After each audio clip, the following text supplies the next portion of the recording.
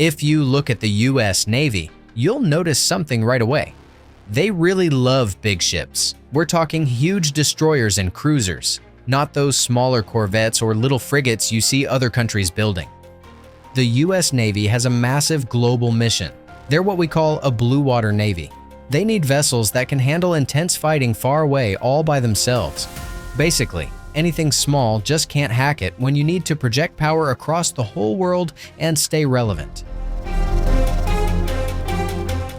The biggest reason for going big is simply the need to stay out at sea for months, while other navies stick close to home. The US Navy is everywhere. A tiny corvette would run out of supplies fast and constantly need help, but a big destroyer like an Arleigh Burke-class ship has room for all the fuel and crew needed for high-endurance and autonomous global operations. Next up is the concept of do-it-all ships.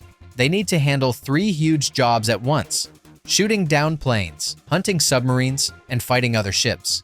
Fitting giant radars, sonar, and especially all the missiles takes a massive amount of space. A small warship might hold 8 to 16 missile tubes, but a US destroyer carries 90 or more. That necessary magazine depth for a major fight just doesn't fit on a little boat. The US Navy actually tried to go small with the Littoral Combat Ship program. It was supposed to be a cheap boat for coastal battles, but it had lots of issues. It wasn't effective, lacked survivability, and was too expensive for its role. That's why the Navy is now buying the much larger 7,000-ton Constellation-class frigate, which is basically a big, tough little destroyer.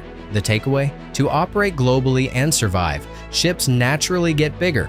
So, the US Navy avoids small ships because their job is being a global superpower. When a ship needs to sail forever, do everything, and not sink in a rough fight, small isn't an option. The US Navy needs big, powerful platforms to manage its global reach. It's all about quality, capability, and sheer size over quantity.